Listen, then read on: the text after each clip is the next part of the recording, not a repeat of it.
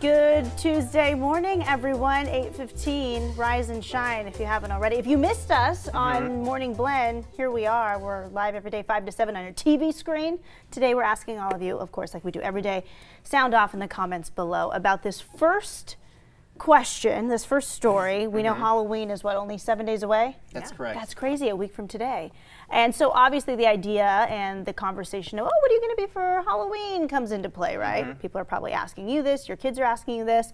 So we posted this article on our Facebook page yesterday, and it's caused a lot of people to sound off. And so the question is, and it's very specific, and it's something along the lines of, is it okay for a white child to dress up as Moana for Halloween? So people started sounding off. Some were answering the question. Others are saying, why are we even asking this question? We're causing more of a cultural divide in our country by doing this. But we asked the question because the idea of cultural appropriation comes into play. What is that, and why is it important, and how are we educating our kids before we just throw them in a costume? So I ask all of you on the couch today, is it okay if a white child goes, Mom, Dad, I want to be Moana for Halloween? What do you say? I think it's okay. One, because we're not purposely dressing them by putting different makeup on their face. They are a child. They're literally just putting the costume on. When I was a kid, I was Pocahontas. I'm not Native American, and I just liked the idea of Pocahontas and what she represented, and I wanted her costume for one of the years I was a child. So I think saw her as a beautiful Disney princess princess that you were a character, exactly. correct? Yes. Cornelia? Well, okay, so there's two parts. One, in regards to Pocahontas, I say Pocahontas is off limits because people don't realize that she's an actual person. And Pocahontas' lead-in was her nationality, ethnicity, and I think as people, we often romanticize history. Pocahontas was captured and was held hostage for ransom, went overseas and married a white guy. Not necessarily, and it's not clear if she married him for survival or if she married him for love. So the Disney perception of Pocahontas is that she's this character. No, she was a real woman who was captured and held for ransom. So for me, that is a little more off limits, but I can see how the lines are blurred because if you just came in off the Disney movie, you're like, oh, she's great. She's the same as Tiana or Cinderella or Snow White. But in regards to Moana, as long as you're not painting your skin brown, like put the costume on, but pointing out they did pull the Maui costume. And Maui is the big. There he is. And he's an actual demigod in Hawaiian culture. So they pulled it because there was an issue where a lot of people of Hawaiian ancestry or background were saying, you cannot wear our skin as a costume. Those tattoos signify something. You can't put brown skin on and be like, hey, I'm having a good time, because those are actual people. Correct. So it's you know, there's different sides to the argument, but I can see all sides. But I mean, they're kids. Put the little halo flower on and wear it. Just don't paint your skin brown. Just don't paint your skin brown. That's Rob, weird. how do you feel? Well, I mean, I think there is some sort of consensus here.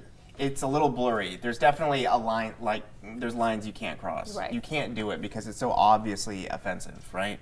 But this is a tough one because, you know, kids are not aware of any of this stuff.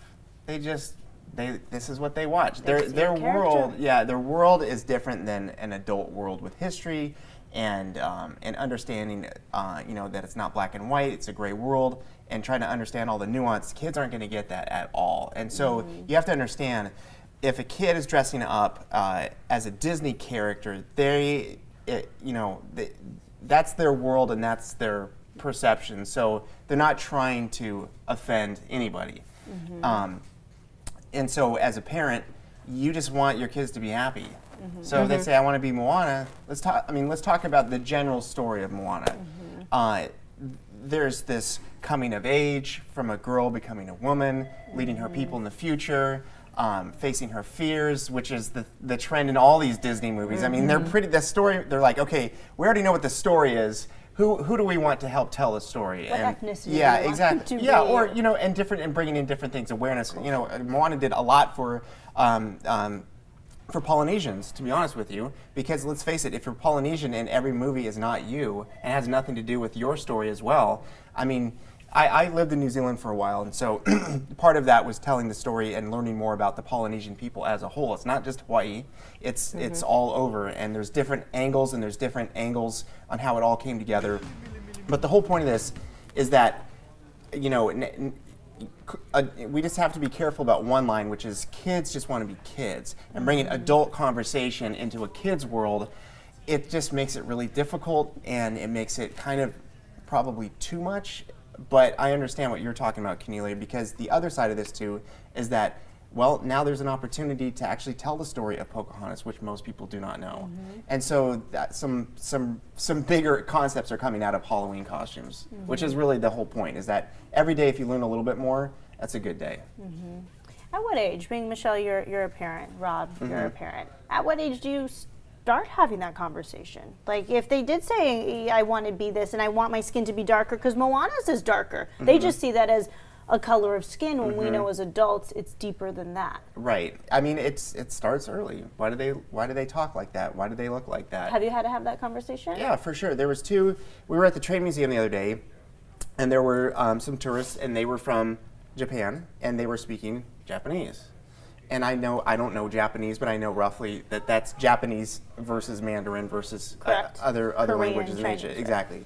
So she goes, why are they talking like that? And I said, well, they're from a different country, and that's the different language that they speak. And it was not more than that. It wasn't a complicated conversation. Then there was another individual who was an adult with special needs, and she was trying to interact with my daughter, and my daughter wasn't quite understanding because it was different. But so I was explaining, hey, she has differences. She is an adult, and she is interested in trains, and she's just trying to share that with you. She wants to talk about the trains with you. And so she was kind of getting it, kind of not getting it. And that's about as complicated as really it can get, you know, because they're just kids. But you have to, that's a key moment. If I was not paying attention, not being on top of it, okay, this is actually something that she's going to remember, to understand that different does not mean better or worse, it's just different. And it can start right there. So maybe the conversation starts with the Halloween costume, maybe it's at the train museum. But these conversations are really important because it doesn't have to be a negative thing. It can be a positive thing if you go that route. Yeah, and we're getting comments, lots of comments. John Smith, as long as it's not disrespectful, degrading, etc. David Wong, costume shaming, shaking my head. Kids should have the freedom to dress as whoever they want within reason. Of course, Kimberly Morgan is talking about how she had a girl in her craft group get a lot of comments on a Maui costume that a kid created, saying that, you know, basically lashing out because the Maui is specific to a different skin tone, so people had an issue with that. Sylvia Figueredo, if I butcher your name, listen, I'm sorry. She said, it's like the rule of cosplay, dress in whatever you want, regardless of gender, height, or width. As long as you don't blackface, you are good. And then Jacqueline Champ says, this is ridiculous. We're constantly trying to make everything about how this is offensive. We have shows called Blackish, Fresh Off the Boat, etc. And then more and more comments. I think the line, if you could generalize, is obviously blackface is off limits because the history of doing that was to degrade people. And that was the whole point of it. It wasn't to be like somebody else. It was to impersonate somebody else in a culture to degrade them. There was a point of view and an effort and a result that they wanted out of that whole tradition. So I think, obviously, and these are my opinions, but I feel like a lot of people would share this as well. There is a line. Impersonating another culture to degrade it is not okay. It's not okay. But if you are impersonating another culture to pay respects to it, then maybe that perhaps is a different way. It's the same essential kind of physical change, but your intent is different. And intention does open up a lot of ways to think about the issue. Well, let me turn it a little bit then. Mascots. So you have the Cleveland Indians, Atlanta Braves, Washington Redskins. Some people see that as celebration, but you're essentially saying, I am your mascot, I am your culture as my mascot. So can that be considered the same thing? Because Redskin is a derogatory term, and we use it, and it's like, so. People are like, yay, we're Redskins. And they dress up during the game. Dress up during the game. So is that considered the same thing, because some people will celebrate it and think it's fine. Does it go back to intention, though? I mean, we talk about it. You were a mascot at Altaloma High School. What was the mascot? Well, let's just get it out in the open, shall we?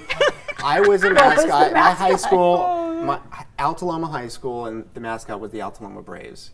Now, my friend Enoch and I, we were the mascots, so we dressed up in Indian costumes. Right. And we did what you would expect as a mascot. We entertained. There was no cultural awareness whatsoever. Right. Okay? And looking back at that, you have to be able to forgive yourself in certain ways. Absolutely. Because you're 17 years old and you have no immersion, no relationship whatsoever to another culture, just by the nature, that's just how it went. So looking back at it, you know what? Yeah, that probably wasn't, now looking back on it, that wasn't a good thing to do. However, times are different now and things change. And as you get older and you're introduced to more things, you see the world differently. Let me give you another example. My friend has a baking company in Altaloma, and he had on the menu forever squaw bread. Okay, squaw is a derogatory, and me saying it, I'm just trying to highlight it. It is considered by many cultures to be a derogatory term toward Native American women. So one of the local tribes in Southern California contacted him and said, hey, this is not okay. Can you please rename it for something else? And it was a big local issue. It was in the Daily Bulletin, among other things. And I had to watch it from a perspective of, he didn't know this in the beginning, and he's going through the process of learning about all of this now. And this is my friend, one of my good friends. Yeah. And you could see the same steps. There's the denial, no, that my dad came up with this, it's not offensive, we're not meaning any offense, it's just what it's called, let's move on.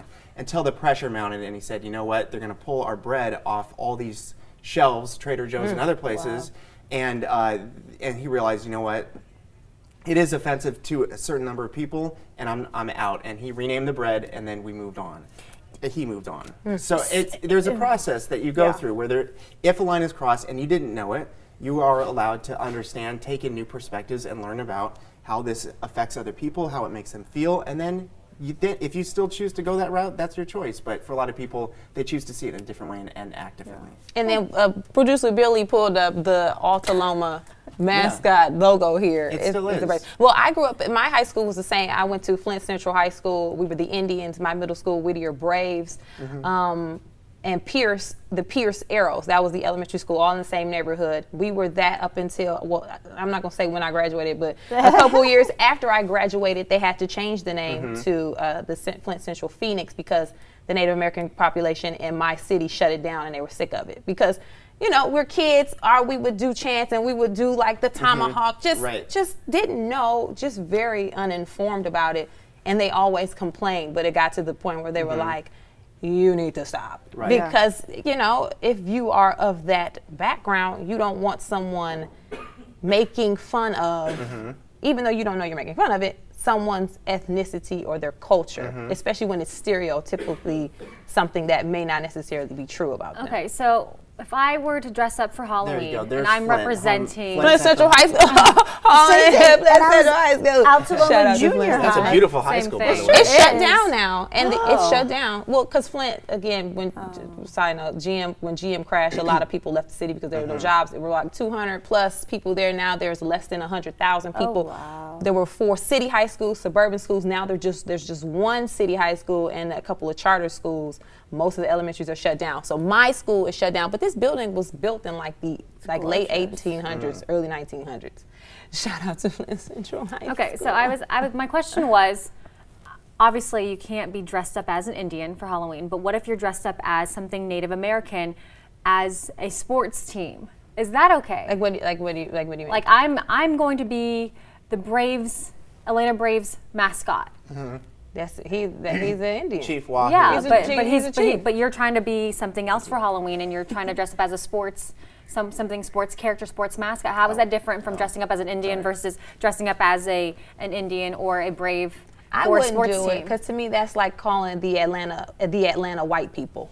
To me it's the same. The Atlanta black people. That's your mascot because they are an actual people, an actual group of people. So I wouldn't do it. I'm not touching that. To me, if someone, like during Cinco de Mayo, it always comes up, right? And I had to, when I first got into television, understand that when Cinco de Mayo comes around, broadcasters usually like, let's throw on the sombreros, let's drink the tequila, let's get drunk like all Mexicans. And it's like, oh, wait, don't lump my entire culture into this idea that we're these party people who eat tacos and drink tequila every day. I mean, that's on some weekends, right? But or that always have, all the men have mustaches and we're all, you know what I mean?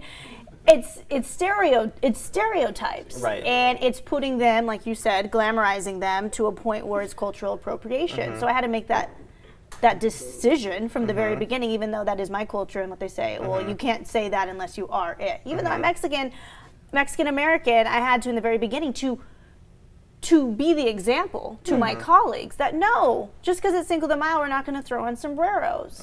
And that was an issue because I worked on a talk show. I was a talk show host when I was in Vegas, and it was easy to do that, right? Cinco de Mayo came on, we're just going to do it. It's like, no, we don't need to go there. Let's talk about why Cinco de Mayo even exists. Let's talk about the history of it. Let's talk about the local celebrations. Let's talk about folklorico dancing. Let's talk about the things within our culture that mean so much to us. But anyways, that's a different thing. We're talking about Halloween.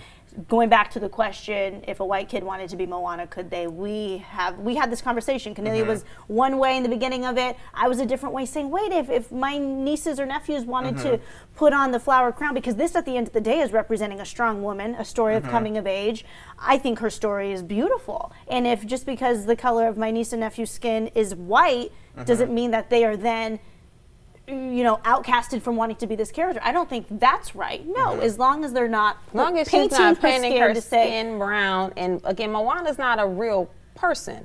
So it's not like you dressing up as Harriet Tubman. Or being like I really want to be an ex-slave for Halloween. Like, you can't do that. Like, I wouldn't do that. But look how cute that she's costume cute. is. Like, it's a costume. You can be Tiana, you can be Belle, you can be Ariel, Moana. But It's the minute you grab representation. that paint and you're like, Yeah.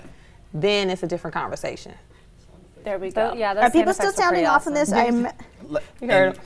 Here's something just about the process of just knowing more, and being open to new information. So, my high school, the Altaloma Braves, and then when you look at the image of the Native American for the Altaloma Braves, it wasn't later until I got to college, and then I was learning about the different tribes in California, and then they said, by the way, Native Americans in California, what we call California now, they didn't have the headdress and all of that. That was for the tribes in the northern plains, the Sioux Indians, the Blackfoot, and things like that. So in order for it to if you can go there if you want, but they at least have to reflect the tribes of the local area, not tribes from a different. It's a stereotype. Right, because that's Indian, a double feathers offense. on your head. One, that's a gray area. Two, now this school is representing a tribe from a different area, which maybe they had history of not getting along, or and so you just learn about all that. And the local tribe, historical tribe in the Santa Barbara area was the Chumash Indians, and they did not traditionally dress anything like the Sioux Indians of the Northern Plains. And so that was another. I remember sitting in class, it's sinking in your chair. Yeah, exactly. And I was a geography meteorology major, but you take different classes, right, as part of the requirements. And I just remember sitting there thinking, okay, I crossed that line. Something to know. I did not know that. And it's interesting because that entire school district, the Altaloma, is it Unified? Is it I can't remember. No, it's Chaffee Joint Unified High School District. But Altaloma Junior High, because that's where I went, and then Altaloma Elementary, and then I ended up going to Los Osos High School, which was then Grizzlies, which, okay, it's fine to be Grizzly. Right. But Warriors, wasn't that Altaloma Junior High? Warriors? That was my junior high. Elementary Chieftains? Were we Chieftains? I can't remember. I know in elementary school I was safe because we were the Storks. Oh, you were a stork. You were a Storks. stork. Yeah. Oh, I didn't know you went to Stork Elementary. Yep, Stork Elementary. The stork. This is a total tangent, but my favorite elementary school mascot is in this little Montana town called Belfry, and they're the home of the bats. Get it? Bat in the Belfry. Oh. I can't, Rob. And then we're still getting a lot of comments. We're still getting lots of comments too. You guys keep chiming in. It's getting heated in the comment section, so please keep chiming in. There's one person that even thought that was dad joke funny. And keep please going. Comment below. It's a real thing, Belfry, Montana. And if you think Rob being a stork It's offensive. It's a cultural But no, real appropriation. quick, based on an article that I read, it was a young man who is an anthropologist at Brigham Young University in regards to them pulling the Maui costume. He said cultural appropriation is when a dominant group takes on the symbols, rituals, and practices of another culture, especially a less powerful minority or marginalized group, and uses it with a little understanding of those symbols or culture.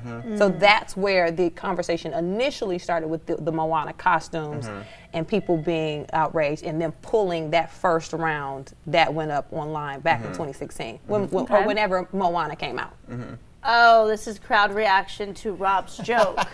Crickets. Crickets. I'd actually prefer crickets because then Rubbing you'd your hear legs together. something versus nothing. It's with okay, the Rob. air conditioning rattling on. But I encourage everyone, go okay, read the Rob. article on our ABC 10 TV Facebook page. Again, we posted it. I do want to just get in really quick, then we'll get on to our next topic, which has everything to do with Halloween as well.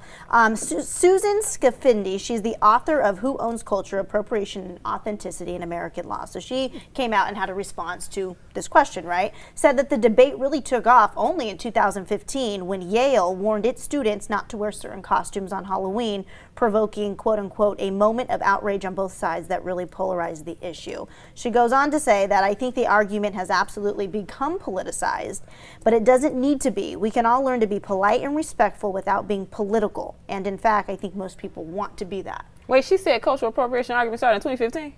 Where's she living? She said it took off in 2015. Girl. She said what? The debate really took off in 2015. Girl, what's her Political name? correctness. Susan Scafidi. Girl, bye, Susan. She says it would be terrible if we had to all remain in our own cultural lanes and only eat those exact same cuisines that our parents and grandparents and so forth ate, and never be able to travel the world by going from one restaurant to another, experiencing other languages and movies and novels, and yes, modes of dress. That sounds like there's not an understanding of a cultural appropriation maybe from her perspective. But again, if you are taking on the culture of a minority group and without respecting it in some way, offending people, and you think it's kind of like, oh, I'm just doing it for fun. Some people take that as cultural appropriation. Well, not just someone eating asked, Chinese food. what exactly is cultural appropriation? And she answers the question very simply put. We are talking about taking elements of someone else's culture without permission. Isn't that what it, so that was her definition. So But she was like, but she said it started in 2015. Girl, Susan, girl, gone. 2015. Where she live? Maybe she's talking about the most recent, the modern version of this conversation of people talking about Halloween costumes. We can't assume where she was. Where No she's idea. yeah, exactly. No idea. This is what she said. So if you have a different opinion, that's okay. That's what the show is for. Okay.